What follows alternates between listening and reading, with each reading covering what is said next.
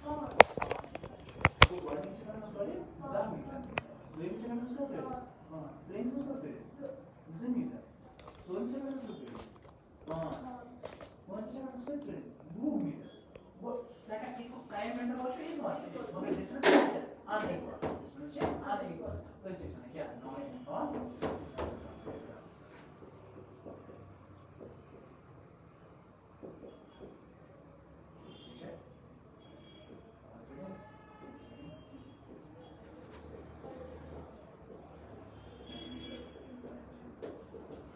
तो यहाँ पे आप हम डिस्कस करेंगे history of Jammu and Kashmir, ठीक ना। तो अगर हम जम्मू कश्मीर की बात करेंगे, जम्मू कश्मीर पहले जो था ये पहले स्टेट था और बाद में इसको यूटी में कन्वर्ट किया गया। तो आपको याद रखना है कि जो जम्मू कश्मीर था ये पहले एक स्टेट थी और बाद में इसको यूटी में कन्वर्ट किया गया।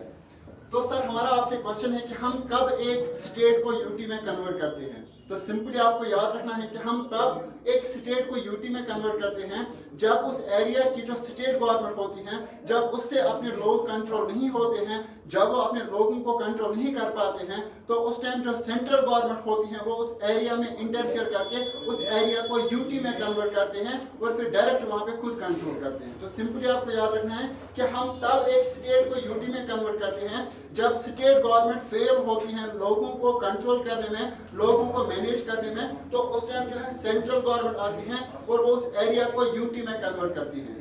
तो आज हम यहाँ पे जानेंगे जम्मू एंड कश्मीर की हिस्ट्री के बारे में कि जम्मू एंड कश्मीर में जो थी यहाँ पे कौन रूलर्स थे, यहाँ पे किन्होंने रूल किया, उसके बाद यहाँ पे क्या हुआ। तो आज सब कुछ हम यहाँ पे डिस्कस करेंगे। तो अगर हम यहाँ पे 1846 में देखेंगे, 1846 में जो है इंडिया में रूल कर रही थी ईस्ट इंडिया कंपनी। तो आपको याद रखना है कि 1846 में जो थी इंडिया में ईस्ट इंडिया कंपनी थी। और अगर हम जम्मू कश्मीर की बात करेंगे, जम्मू कश्मीर में थी सिख डायनास्टी। क्या थी? सिख डायनास्टी थी जम्मू एंड कश्मीर में। और यहाँ पे जो रूलर थे वो थे महाराजा रंजीत सिंह, ठीक है। तो आपको याद रखना है कि सर जो जम्मू एंड कश्मीर में अगर हम 1846 की बात करेंगे, जम्मू एंड कश्मीर में सिख डायनास्टी थी और इंडिया में कंपनी का रूल था, ब्रिटिश कंपनी का रूल था। और 1846 में जो होते हैं हमारे रूलर वो होते हैं महाराजा रंजीत सिंह। और महाराजा रंजीत सिंह बहुत ही ज्यादा ब्रेव होते हैं, बहुत ही ज्यादा बहादुर होते हैं। और इसके पास एक आर्मी होती है। जो महाराजा रंजीत सिंह होते हैं, जो जम्मू कश्मीर के रूलर होते हैं उस टाइम, तो उनके पास एक आर्मी होती है और आर्मी का हेड होता है महाराजा गुलाब सिंह। तो आपको याद रखना है कि जब यहाँ पे Maharaja Ranjit Singh as a ruler थे तो उसके पास जो आर्मी थी, आर्मी का हेड था महाराजा गुलाब सिंह। और जो महाराजा गुलाब सिंह थे ये बिलोंग करते थे जम्मू डोगरा एरिया से या जम्मू के डोगरा रीजन से। फिर से रिपीट कर रहा हूँ, जो रंजीत सिंह थे वो पंजाब से बिलोंग करते थे, वो सिख डायनास्टी से बिलोंग करते थे, वो जम्मू कश्मीर में रूल कर रहे थे। और यहाँ पे उसके पास एक आर्मी भी थी, आर्मी का हेड था महाराजा गुलाब सिंह। और जो महाराजा गुलाब सिंह थे ये जम्मू से बिलोंग करते थे, डोगरा डायनास्टी से बिलोंग करते थे। और जो महाराजा गुलाब सिंह थे ये बहुत ही ज्यादा लॉयल थे। क्या थे? लॉयल, बहुत ही ज्यादा ईमानदार थे, जिसकी वजह से जो महाराजा रंजीत सिंह होते हैं वो महाराजा गुलाब सिंह के नाम जम्मू करते हैं। क्या करते हैं? वो एज ए गिफ्ट जम्मू किसको देते हैं? गुलाब सिंह को। कौन देते हैं? रंजीत सिंह। क्यों देते हैं? क्योंकि वो बहुत लॉयल होते हैं, वो उनके आर्मी के हेड होते हैं। और उसके बाद जो है 1846 में जो है महाराजा गुलाब सिंह रूलर बनते हैं जम्मू के। कहाँ के बनते हैं? जम्मू के। और जो रंजीत सिंह होते हैं वो कश्मीर के रूलर होते हैं। और 1846 में ही जो है महाराजा रंजीत सिंह की होती है डेथ। क्या होती है? जब महाराजा रंजीत सिंह की डेथ होती है फिर उसकी जगह पे उसका बेटा आता है जिसका नाम होता है दिलीप सिंह। तो क्या हम कह सकते हैं कि जो दिलीप सिंह था ये रंजीत सिंह का बेटा था? हाँ। तो क्या हम कह सकते हैं कि जो दिलीप सिंह है अब ये सिर्फ कश्मीर का रूलर बनेगा, अब ये जम्मू का रूलर नहीं बनेगा? क्यों नहीं जम्मू का बनेगा? क्योंकि इसके बाप ने पहले ही जम्मू किसके नाम किया था? गुलाब सिंह के। और गुलाब सिंह क्या था? वो आर्मी का हेड था। अब जब 1846 में दिलीप सिंह कश्मीर के रूलर बनते हैं इनकी एज होती है उस टाइम 11 ईयर्स। क्या होती है? तो आपको याद रखना है जो दुलीप सिंह होते हैं इनकी एज 11 ईयर्स होते हैं जब ये कश्मीर के रूलर बनते हैं। और इसी चीज का फायदा उठाते हैं जो कंपनी होती है ईस्ट इंडिया कंपनी, वो इसकी कम सिन एज, इसकी कम सिन उम्र को देख के वो इरादा करते हैं कि हम कश्मीर पे अटैक करेंगे, हम कश्मीर को एनेक्स करेंगे, कश्मीर पे कब्जा करेंगे। क्योंकि अभी जो वहाँ पे रूलर है वो एक कम सिन है, एक छोटा है, उसकी एज है 11 ईयर्स। और जैसे ही ईस्ट इंडिया कंपनी इरादा करती है कश्मीर को एनेक्स करने के लिए, तो उनका पहले मुकाबला होता है गुलाब सिंह से। किससे होता है? गुलाब सिंह से। क्योंकि गुलाब सिंह इसकी आर्मी का हेड था। मैं फिर से रिपीट कर रहा हूँ, महाराजा रंजीत सिंह के पास आर्मी थी, उसका हेड था गुलाब सिंह। और जब रंजीत सिंह की डेथ होती है फिर उसका बेटा बनता है दुलीप सिंह। और दुलीप सिंह छोटा बच्चा होता है, 11 ईयर्स की एज होती है, तो उसके पास बाप की आर्मी होती है। और बाप की आर्मी जो थी उसका हेड कौन था? गुलाब सिंह। अब जो ईस्ट इंडिया कंपनी होती है वो पहले इनवाइट करते हैं किसको? गुलाब सिंह को, कि हम कश्मीर पे अटैक करना चाहते हैं, क्या आप हमें सपोर्ट करोगे? लेकिन आपको पता है कि जो गुलाब सिंह होते हैं वो बहुत ही ज्यादा लॉयल होते हैं। क्या होते हैं? किसकी ओर? दुलीप सिंह की ओर। इसी की वजह से इसके बाप जो है, दुलीप सिंह के बाप ने जो है ना इसे एज ए लॉयल्टी गिफ्ट दिया था जम्मू। अब आप खुद सोचो कि गुलाब सिंह कितना लॉयल रहा होगा रंजीत सिंह के साथ। तो सीधी सी बात है, जब अंग्रेजों ने उसे ऑफर किया कि आप हमसे जुड़ो, तो उन्होंने कहा कि मैं आपके साथ नहीं जुड़ सकता हूं क्योंकि मैं एज ए लॉयल आर्मी का हेड हूं। तो ईस्ट इंडिया कंपनी जो होती है वो गुलाब सिंह को कहते हैं कि कोई बात नहीं, आप अगर हमसे नहीं जुड़ोगे तो पहले हम आपकी रियासत जम्मू पे अटैक करेंगे, उसके बाद हम कश्मीर पे अटैक करेंगे। और जो गुलाब सिंह होता है वो डर के मारे अंग्रेजों का सपोर्ट करता है, क्योंकि उसको पता होता है कि अगर मैं अभी कंपनी का सपोर्ट नहीं दूंगा तो ये पहले जम्मू को खत्म करेंगे, बाद में कश्मीर को खत्म करेंगे। तो अपनी सल्तनत को बचाने के लिए, अपनी डायनास्टी को बचाने के लिए जम्मू में उसने ईस्ट इंडिया कंपनी के साथ कोऑपरेट किया। कोऑपरेट किस चीज के लिए करना था? क्योंकि वो कश्मीर पे क्या करना चाहते थे? अटैक करना चाहते थे, कश्मीर को हड़पना चाहते थे। क्यों हड़पना चाहते थे? यहाँ पे जो रूलर था वो छोटा था, जिसकी एज 11 ईयर्स थी। और 1846 में जो है ईस्ट इंडिया कंपनी के साथ जो है आर्मी का हेड गुलाब सिंह मिलके कश्मीर के दुलीप सिंह को हराते हैं। और जो दुलीप सिंह हैं जब वो कश्मीर से हारते हैं फिर कश्मीर में रूल आता है कंपनी का। किसका रूल आता है? ब्रिटिशर्स जो कंपनी होती है ईस्ट इंडिया कंपनी, उनका रूल कश्मीर पे आता है। और जैसे ही यहाँ पे ब्रिटिशर्स आते हैं, जो कंपनी होती है, उनको यहाँ पे कुछ भी अच्छा नहीं लगता। कश्मीर में ज्यादातर क्या था, यहाँ पे बाढ़ आती थी, ठीक ना, यहाँ पे ज्यादातर माउंटेन्स थे, यहाँ पे कोई रिसोर्स नहीं था, जिसकी वजह से जो कंपनी है उनको नफरत होती है कश्मीर की। वो नहीं चाहते हैं कश्मीर पे रूल करना, जिसकी वजह से वो क्या करते हैं, वो कश्मीर को सेल आउट करते हैं। क्या करते हैं? वो कश्मीर को बेचना चाहते हैं। क्यों बेचना चाहते हैं? हाँ, क्योंकि जो यहाँ पे होते हैं कश्मीर में उनको कुछ खास रिसोर्स देखने को नहीं मिलते हैं। यहाँ पे रिसोर्स पे लैंड नहीं था, यहाँ पे साल भर बाढ़ आती थी, यहाँ पे माउंटेन्स पे बर्फबारी होती थी, जिसकी वजह से जो कंपनी होती है वो इरादा करते हैं कश्मीर को बेचने का, ठीक ना। और यहाँ पे वो पहले प्रेफरेंस किसको देते हैं? हाँ, तो आपको याद रखना है, जैसे ही वो इरादा करते हैं कश्मीर को बेचने का, वो पहले ही यहाँ पे प्रेफरेंस गुलाब सिंह को देते हैं। गुलाब सिंह को ही क्यों देते हैं? क्योंकि गुलाब सिंह ने उनकी मदद की थी। और जो गुलाब सिंह होते हैं वो 75 लाख नानक शाही जो करेंसी होती है उसमें जम्मू कश्मीर की, वो 75 लाख में जो है कश्मीर को खरीदते हैं। कश्मीर को खरीदते हैं। किन से खरीदते हैं? ईस्ट इंडिया कंपनी से, जो यहाँ पे ब्रिटिशर्स है उनसे खरीदते हैं। और उसके बाद यहाँ पे क्या होता है, उसके बाद 1846 में ही जो है फर्स्ट डोगरा रूलर यहाँ पे स्टार्ट होता है, या हम ऐसे कह सकते हैं यहाँ पे डोगरा डायनास्टी स्टार्ट होती है। कहाँ पे डोगरा डायनास्टी स्टार्ट होती है? शाबाश। कहाँ पे डोगरा डायनास्टी स्टार्ट होती है? कश्मीर में। और यहाँ पे जो है फाउंडर ऑफ डोगरा डायनास्टी कौन बनता है? शाबाश। तो आपको याद रखना है कि सर जो जम्मू कश्मीर में फाउंडर ऑफ डोगरा डायनास्टी का बनता है वो बनता है गुलाब सिंह। गुलाब सिंह की क्यों? क्योंकि गुलाब सिंह ही जो है वो 75 लाख नानक शाही में कश्मीर को खरीदते हैं फॉरेन कंपनी से, ठीक ना। और उसके बाद यहाँ पे जो है फर्स्ट डोगरा रूलर बनते हैं कौन? महाराजा गुलाब सिंह। और उसने 75 लाख इन्वेस्ट किया था, वो भी 1846 में, ठीक ना। वो बहुत ही ज्यादा आज का ह्यूज अमाउंट है। तो उनका मकसद क्या रहा होगा कश्मीर को खरीदने का? मुनाफा कमाना, रूल करना, प्रॉफिट कमाना।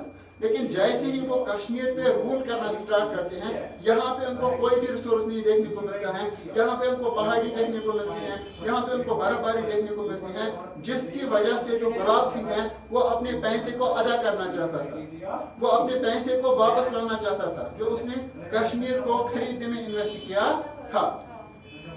तो महाराजा गुलाब सिंह के पास एक ही ऑप्शन होता है, क्या होता है? एक ही ऑप्शन बचता है, और वो ऑप्शन होता है वो ह्यूमन्स को एज ए रिसोर्स बनाता है। क्या बनाता है? वो ह्यूमन्स को एज ए रिसोर्स बनाता है। सर कैसे? जो महाराजा गुलाब सिंह होते हैं वो कश्मीर में ह्यूमन ट्रैफिकिंग का कंसेप्ट लाते हैं। किस चीज का कंसेप्ट लाते हैं? ह्यूमन ट्रैफिकिंग का। सर ह्यूमन ट्रैफिकिंग का मतलब क्या है? कश्मीर में जो है यहाँ पे गोटियां बनाई जाती हैं, छोटी छोटी, यहाँ पे लाइक जो छोटे छोटे रूम्स बनाए जाते हैं।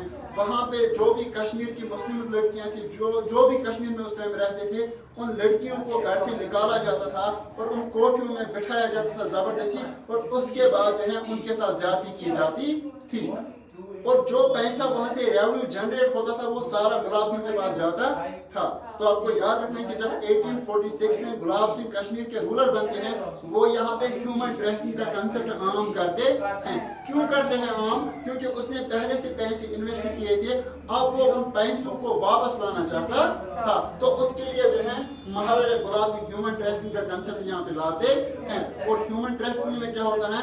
यहाँ पे जो कम सी लड़कियां होती हैं, जिनकी एज 13, 14, 11, 12 एज होती है, उनको घर से जबरदस्ती निकाला जाता है और उनको कोठियों में बिठा के उनके साथ जो सेक्सुअल डिजायर होती थी वो पूरी की जाती थी अमीरों की ओर से।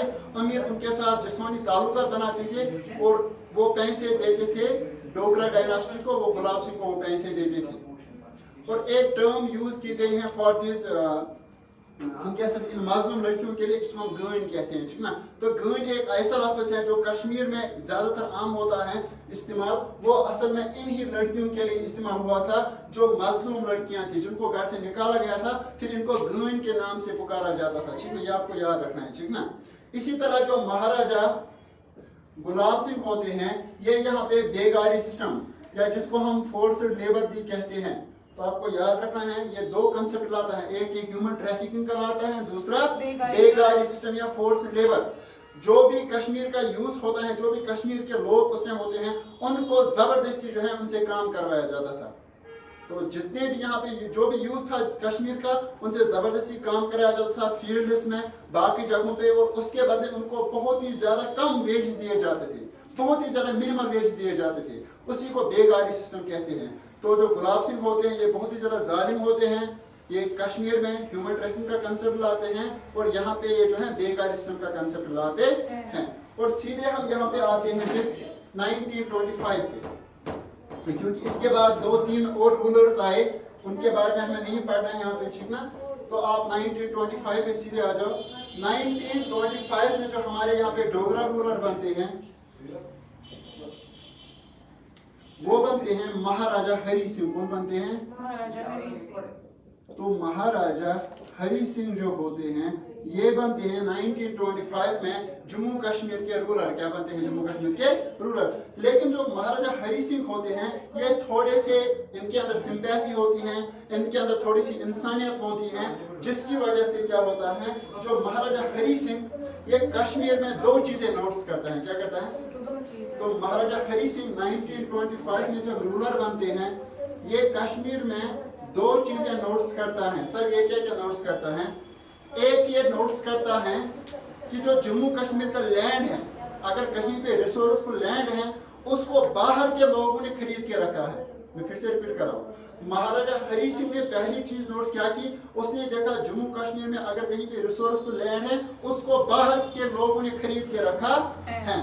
दूसरा चीज इसने नोट्स किया, इसने देखा गवर्नमेंट जॉब्स जो भी हैं जम्मू कश्मीर के अंदर, उसमें जो है जम्मू कश्मीर के लोग कम इन्वॉल्व हैं। मतलब जम्मू कश्मीर के लोगों को बहुत ही ज्यादा कम जॉब्स में जो है मौका दिया गया है। तो दो चीजें इसने नोट्स की। पहला, इसने देखा जो जम्मू कश्मीर का लैंड है वो बाहर के लोगों ने खरीद के रखा है। दूसरा, जो भी जम्मू कश्मीर में जॉब्स हैं उनका फायदा बाहर के लोग उठाते थे। तो महाराजा हरि सिंह एक लॉ पास करते हैं, एक ऑर्डर पास करते हैं। उस ऑर्डर का नाम होता है heredity state subject order, heredity state subject order 1927। तो याद रखना है आपको, 1927 में एक लॉ पास किया जाता है। लॉ का नाम होता है हेरिडिटी स्टेट सब्जेक्ट ऑर्डर 1927। तो जो महाराजा हरि सिंह होते हैं ये एक ऑर्डर यहाँ पे पास करते हैं, एक कानून पास करते हैं। उस कानून का नाम होता है heredity state subject order 1927। Ruler बनने के बाद 2 साल एक लॉ पास करता है, उसमें 2 चीजों का जिक्र करता है जो जम्मू कश्मीर के लोगों के बेनिफिट के लिए बनाया जाता है। देखो इसमें क्या क्या डिस्कस किया जाता है। पहला, ये कहते हैं महाराजा हरि सिंह कि आज के बाद जो है जम्मू कश्मीर में सिर्फ जम्मू कश्मीर के लोग ही जॉब कर सकते हैं।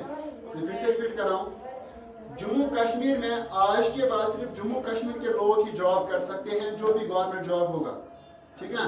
दूसरा, ये क्या लॉ पास करते हैं, इसी में क्या कहते हैं, ये कहते हैं कि आज के बाद जो भी जम्मू कश्मीर का लैंड है, जो भी जम्मू कश्मीर का लैंड है, उसको बाय और सेल सिर्फ जम्मू कश्मीर के लोग ही कर सकते हैं। तो 2 चीजों का जिक्र करता है।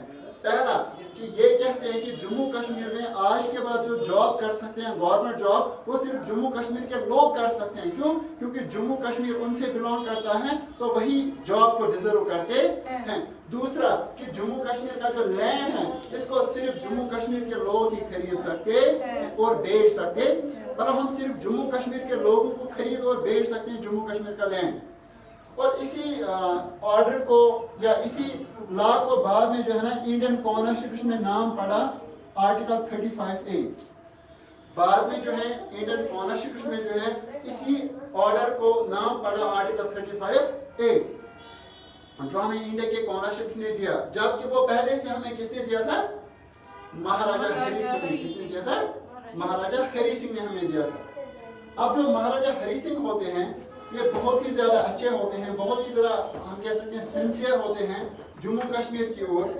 तो जो महाराजा हरि सिंह होते हैं ये बेगारी सिस्टम को भी यहाँ पे बहुत कम करते हैं, और यहाँ पे जो ह्यूमन ट्रैफिकिंग होता है उसको भी बहुत ज्यादा कम करता है। तो महाराजा हरि सिंह जो है ये बाकी जो भी होते हैं यहाँ पे उनसे थोड़े से डिफरेंट होते हैं, और यहाँ पे बेकारी सिस्टम को भी खत्म करते हैं, यहाँ पे ह्यूमन ट्रैफिकिंग को भी कम करते हैं, और साथ साथ क्या करते हैं जम्मू कश्मीर के लिए लोगों के लिए अपॉर्चुनिटी देता है।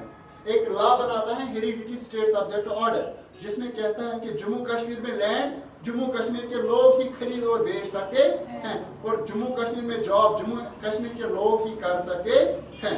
और सीधी सी बात है, फिर 1947 में क्या होता है, जो इंडिया होता है और जो यहाँ पे जम्मू कश्मीर होता है, ठीक ना। आप देखो मेरी ओर, जो इंडिया होता है, इंडिया में उस टाइम पे ब्रिटिशर्स कौन थे? ब्रिटिशर्स। जम्मू कश्मीर में थी डोगरा डायनास्टी, क्या थी? और डोगरा डायनास्टी का रूलर कौन था? महाराजा हरि सिंह। तो महाराजा हरि सिंह जम्मू कश्मीर के रूलर थे, और इंडिया में थे ब्रिटिशर्स, क्या थे? और 15 अगस्त 1947 को जो है इंडिया हो जाता है आजाद। क्या होता है? आजाद। अब जब इंडिया आजाद होता है, आजाद होने के दौरान ही जो है इंडिया का होता है पार्टीशन। क्या होता है? एक का नाम पड़ता है इंडिया, दूसरे का नाम पड़ता है पाकिस्तान, ठीक ना। तो इंडिया का जब पार्टीशन होता है 1947 में, तो इंडिया के 2 हिस्से होते हैं, एक का नाम पाकिस्तान पड़ता है और दूसरे का नाम इंडिया पड़ता है। अब क्या रह गया? जम्मू एंड कश्मीर। तो जम्मू एंड कश्मीर में उस टाइम यहाँ पे थे डोगरास। क्या थे? डोगरास। तो जो जम्मू एंड कश्मीर है इसको पाकिस्तान भी ऑफर देता है कि आप हमसे जुड़ो, और जम्मू कश्मीर को जो है इंडिया भी ऑफर करता है कि आप हमसे जुड़ो।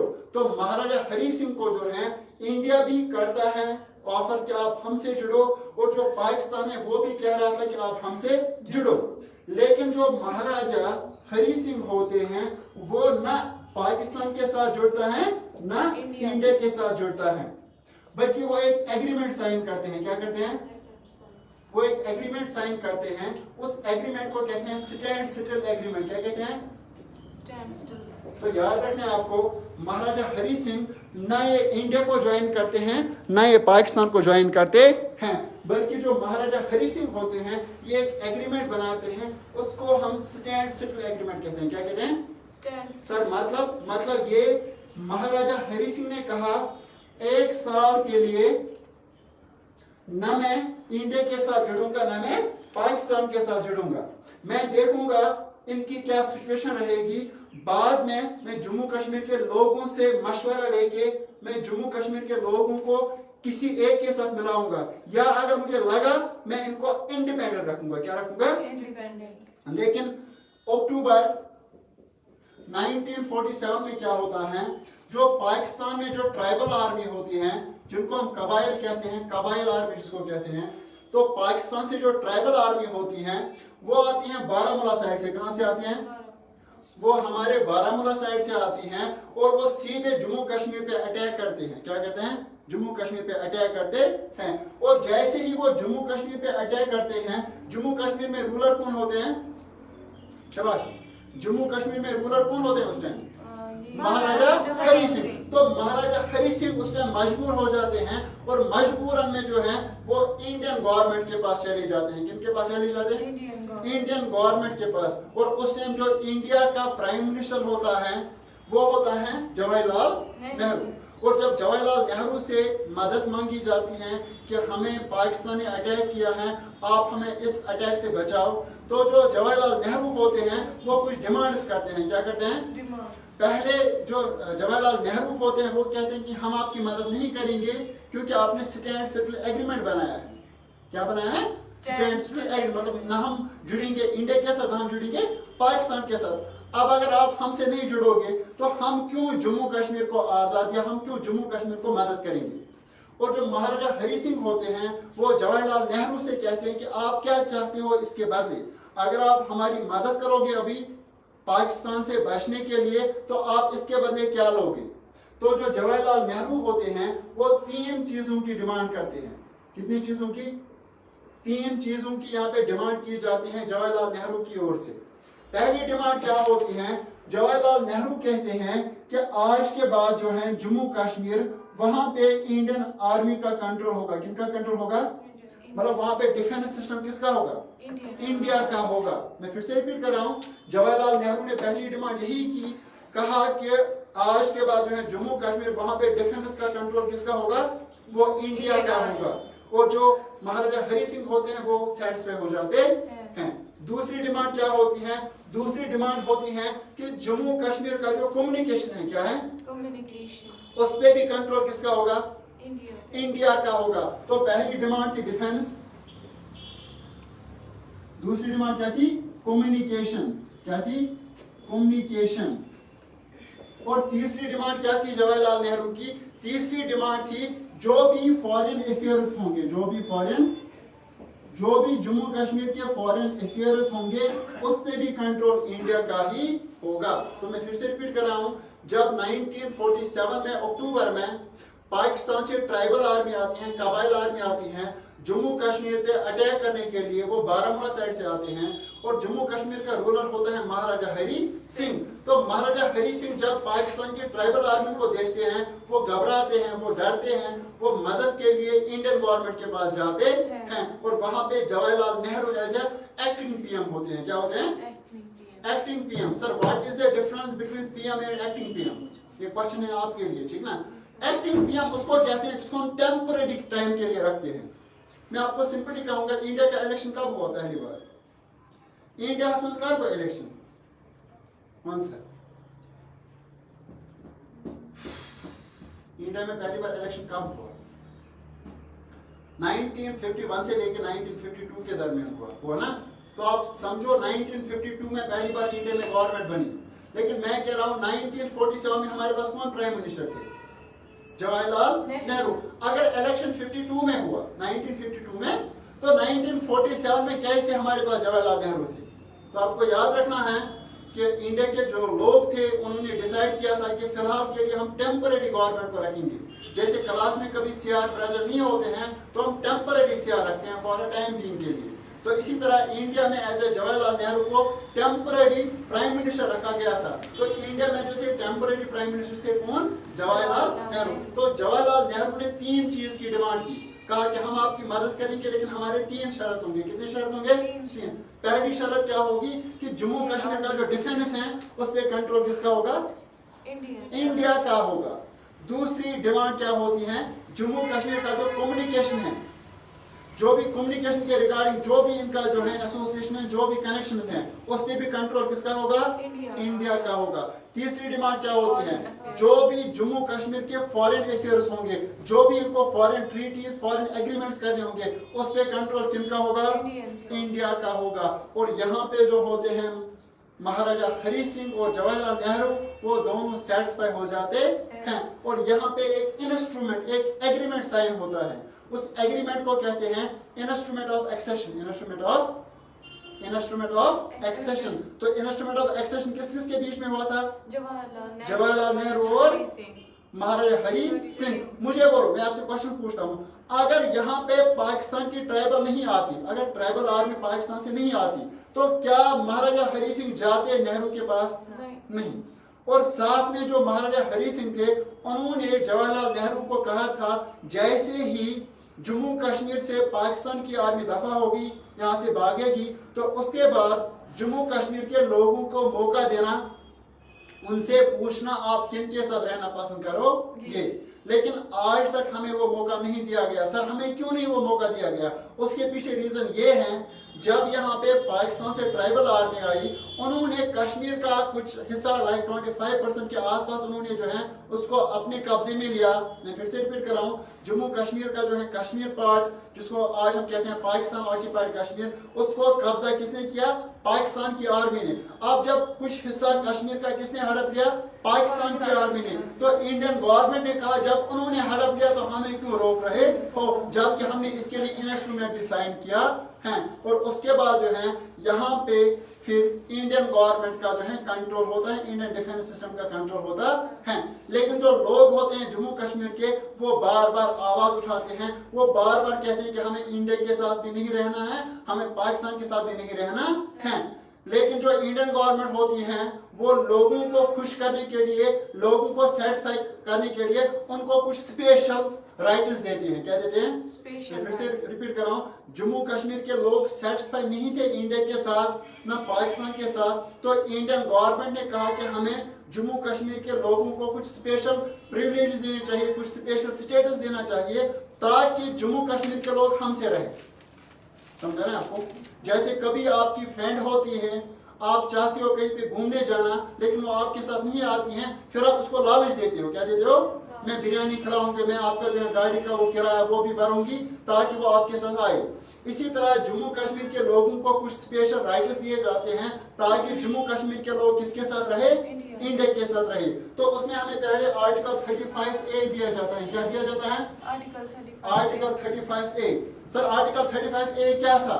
ये वही था जो महाराजा हरि सिंह ने हमें दिया था 1927 में। कब दिया था? 1927। क्या था नाम उस लॉ का, ऑर्डर का? Heredity state subject order 1927। और इन्होंने इसी का नाम चेंज करके आर्टिकल 35A रखा। इसमें इन्होंने 2 चीजें दी कश्मीर को। पहला, इन्होंने कहा जम्मू कश्मीर में सिर्फ जम्मू कश्मीर के लोग जॉब कर सकते हैं। दूसरा, जम्मू कश्मीर का जो लैंड है इसमें सिर्फ जम्मू कश्मीर के लोगों का ही हक है। यहाँ पे कोई भी इंडिया से जम्मू कश्मीर का लैंड खरीद बेच नहीं सकता है।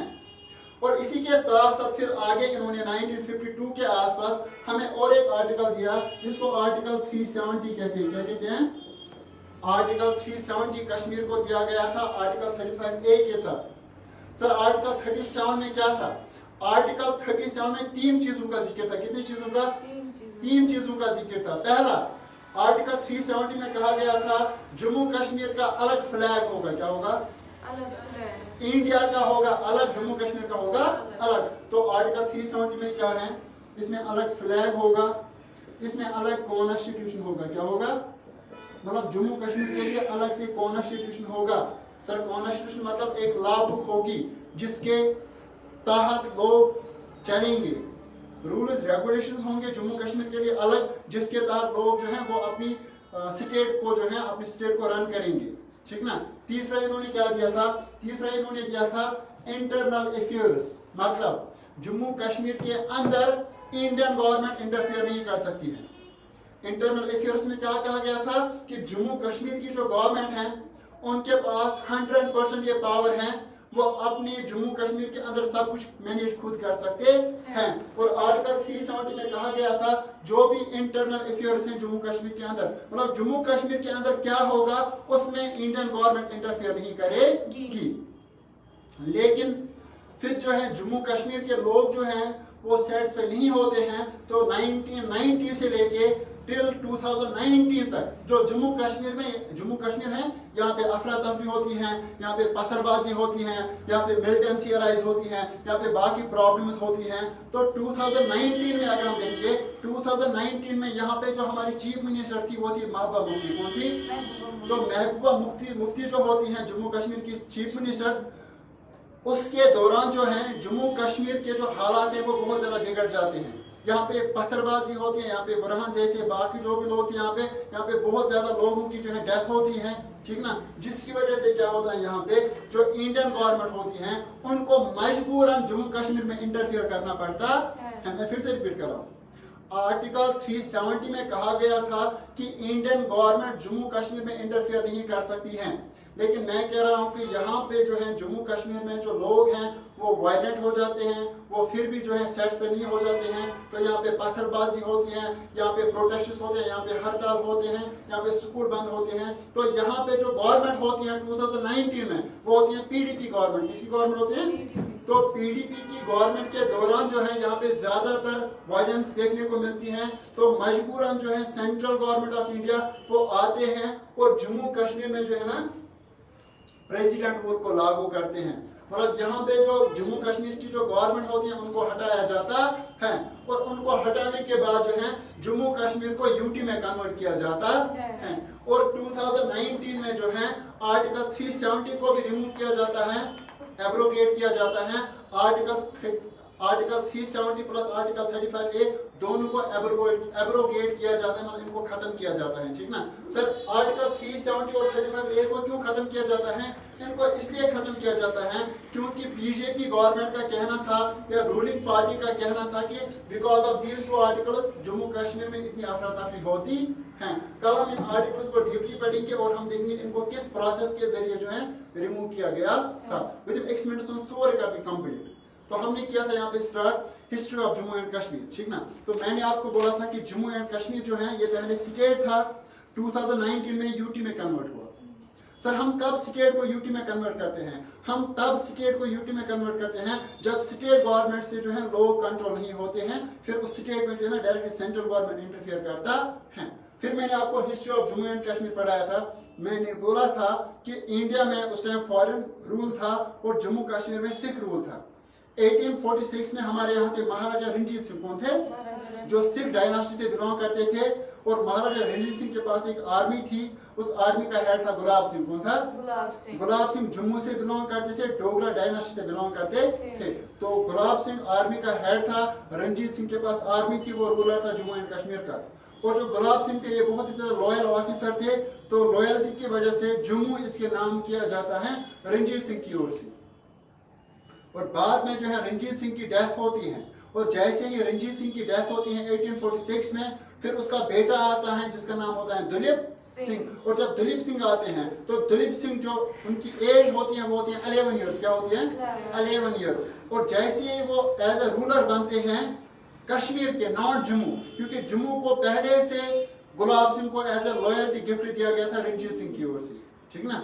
और उसके बाद मैंने बोला उसकी एज बहुत कम होती है, तो उसी एज का फायदा उठाते हुए जो फॉरेनर्स यहाँ पे होते हैं, जो ब्रिटिश यहाँ पे होती हैं, जो कंपनी यहाँ पे होती हैं, वो कश्मीर पे कब्जा करना चाहते थे। लेकिन पहले उनका मुकाबला गुलाब सिंह से था, क्योंकि गुलाब सिंह उसकी आर्मी का हेड था। तो गुलाब सिंह को बुलाया जाता है, गुलाब सिंह को कहा जाता है कि आप हमें सपोर्ट करो, हम दलीप सिंह को हराना चाहते हैं। लेकिन जो गुलाब सिंह होते हैं वो रेफ्यूज करते हैं, वो कहते हैं कि मैं ऐसा नहीं कर सकता हूँ, मैं बहुत ज्यादा लॉयल हूँ। तो गुलाब सिंह को डराने के लिए उन्होंने गुलाब सिंह से कहा कि पहले हम जम्मू पे ही अटैक करेंगे, पहले हम आपके एरिया पे अटैक करेंगे, पहले हम आपकी डायनास्टी पे अटैक करेंगे। तो गुलाब सिंह डर के मारे जो है वो अंग्रेजों के साथ हाथ मिलाते हैं। हाथ मिलाने के बाद जो दलीप सिंह होते हैं उसको यहाँ पे जो है रिमूव किया जाता है, अपने पद से जो है उसको हटाया जाता है।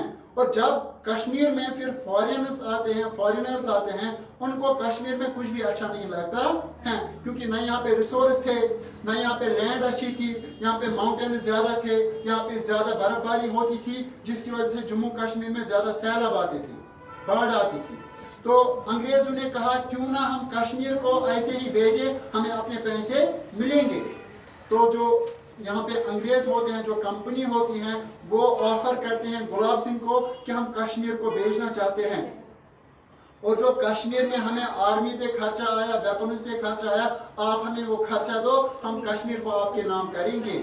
और उसी दौरान जो है गुलाब सिंह वो 75 लाख नानक शाही जो करेंसी थी जम्मू कश्मीर में, 75 लाख में कश्मीर को खरीदते हैं।